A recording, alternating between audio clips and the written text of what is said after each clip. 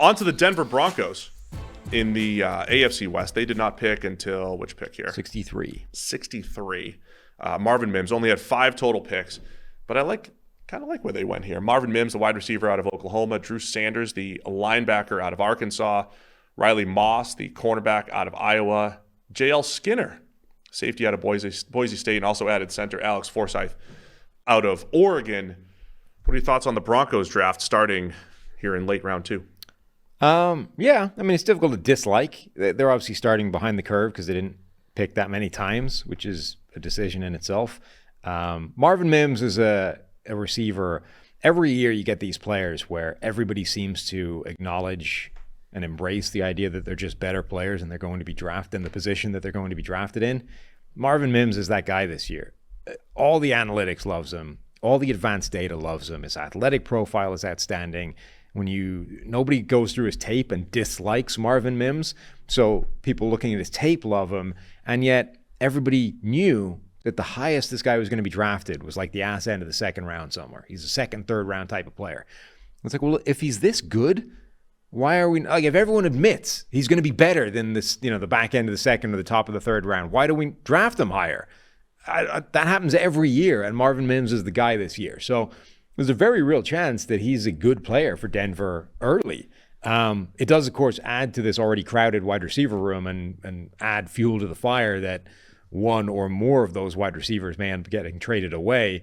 They have Cortland Sutton, Jerry Jeudy, Tim Patrick, KJ Hamler, Marvin Mims, the guy they added from the Saints, Marquez Callaway. Yeah. So, and Lil Jordan Humphrey.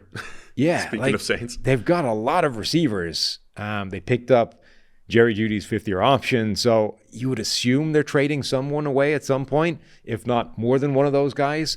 But Marvin Mims can absolutely come in and be a big factor in that offense. That is, we spend a lot of time looking at depth charts and saying this roster looks good and this position group looks good or whatever. But the thing that changes sometimes is when a Sean Payton comes in and it's like, hey, this wide receiver depth chart that looks good, they're not really my guys. It's like it's good. I just don't like any of them. Yeah. So he gets one of his guys in there. Does he have his Devery Henderson here in Marvin Mims? The next Devery Henderson minus, about 0.2 of 40 time here. But the thing that everybody cites about Mims, which I think fits really well with the Broncos, is how well he tracks the ball down the field. There's a play where Caleb Williams, when he was still with Oklahoma, throws this 45-yard back shoulder, and Mims, contorts his body and makes the catch, and he does track the ball extremely well. And Russell Wilson needs somebody to catch the moon balls, right? To be a deep threat. I don't know if Mims is a good all-around threat, but he does have that knack for getting behind the defense, for winning down the field. And at the very least, you're getting that. And you're talking about that skill set in the late second. Sign me up all day for a guy like Mims. I am fascinated to see how it all fits in. They did pick up Jerry Jeudy's 5th-year option, right? So you've got Mims and Jeudy at least together for a little period of time there.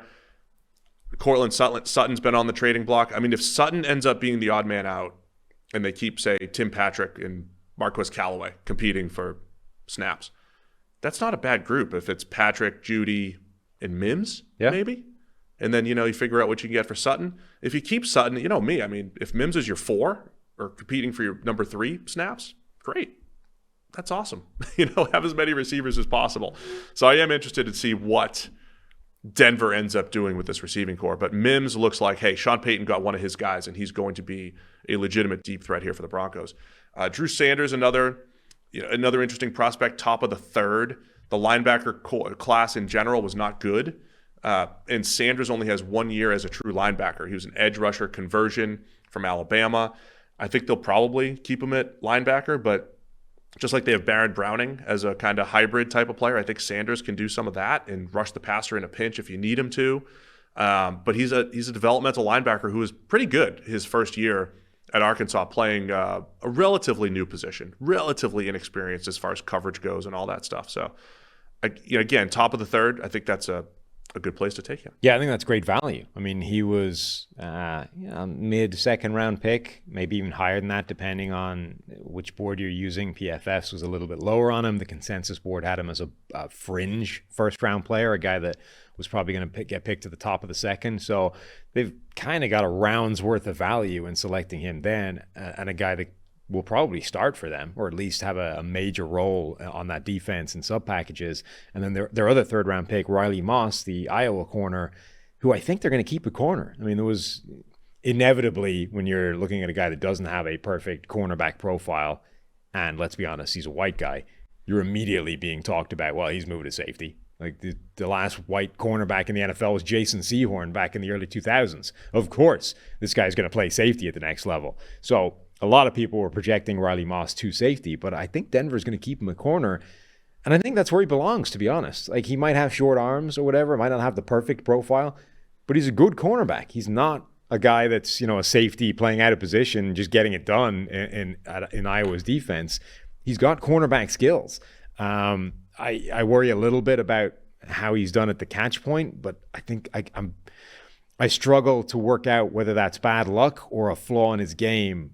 He allows a lot of catches when he's in actually close attendance, and it tends to be because he's looking for the ball right as it arrives, and it sort of zooms past his head as he's turning to look at it, and all of a sudden it's a catch. It just always gets by him somehow. But I think a lot, so there's obviously a skill to that, timing when you look for the ball versus when you have your eyes on the receiver when you're playing man coverage. But sometimes it's also just bad luck. Like, the time the ball arrives just happens to be the correct time in transition between keeping your eyes on the receiver, getting your hands on him, making sure you're in phase, and then now's the time I turn to look for the ball so that I can make a play on it. If the ball's in the air early, you're just beaten. There's just nothing you can do about it. The timing matches up and it zooms past you as you're trying to locate it in the air. That just happened a lot to Riley Moss, and it's very difficult to work out if that was a problem with his timing or if he just got really unlucky for like a period of time. So Riley Moss, I mean, he overall productive corner at Iowa. You get him in the third. The other guy I do want to highlight, J.L. Skinner, who you assured me J.L. is his name. It's his actual name. It's not short for anything. They named him J.L. All right. The letters J.L. That's his name. In my notes, I'm always, during draft season, on a quest to find the quote-unquote tight end eraser. Oh, yeah? Which doesn't exist. It does not exist. The best profile for a tight end eraser would probably be the guy who plays for the Chargers. Is it You've already jinxed him several Derwin times. James. You might as well, yeah. There's nobody better than Derwin James, and that poor Derwin's been whooped so many times by Travis Kelce. So, well, there's a difference between a tight end eraser and a Travis Kelce eraser. Yeah, but I'm like, in that division, you should have somebody that you're like, hey, game plan wise, we should give this guy a shot against Travis Kelce. J.L. Skinner, the safety out of Boise State, he's not great in zone. He's not great with anything going over his head, but he's got the size, length, 6'4", he's got a little length to him to maybe man up with a tight end. So if you're Denver and you want to play game plan oriented ball against the Chiefs and slow down Travis Kelce, I'm not saying J.L. Skinner's going to do it. I'm just saying he could have an opportunity to maybe do that in the first game you play. And then, when he gives up eight for $120 and a couple scores, it's like, all right, forget that experiment. I mean, it's also, there's a space for that type of player on Denver's roster. I mean, part of it is making sure that you have all the boxes ticked. Like, their slot corner right now is K'Wan Williams, who's small even for a slot corner. So if you're sort of looking at your defensive profile overall, and you're like, okay, where do we match up well? Where do we have weaknesses? What causes us trouble? Like, a lot of teams are able to put their slot corner on tight ends or on whatever threat emerges to the slot and be okay. K'Wan Williams, with the greatest respect, probably isn't one of those players. Like, you go, can he match up in the slot against Travis Kelce? No, he cannot. So if you're looking for another option to take, I forget Travis Kelce, but just a tight end that lines up in the slot, you don't want K'Wan Williams on him. You might want to experiment with a different type of matchup player. So Skinner could be that guy. Pretty good ball skills, decent coverage player. Zone stuff is a little questionable. So 5 total picks for the Broncos, B+ over at PFF.com. Everybody agree? Let us know in the chat. I've been slacking on the undrafted free agent lists. Who have they got? Who do the Broncos have as we read on the fly here? Oh, they got a lot. Who they get? PJ Mustipher. Thomas Incoom, the edge out of Central Michigan. Mustipher was one of the few players at the Combine to run slower than me. Oh, was he? Yeah. Good for you, man. I'm glad that you have that, it's not even a hit list, but list of players that you know. Yeah. I can outrun a basically immobile nose tackle still. I would say Thomas Incoom, the edge out of Central Michigan, is probably the most interesting player there. Thought he'd be a viable 6th or 7th round selection who could compete for snaps at defensive line, on the defensive line.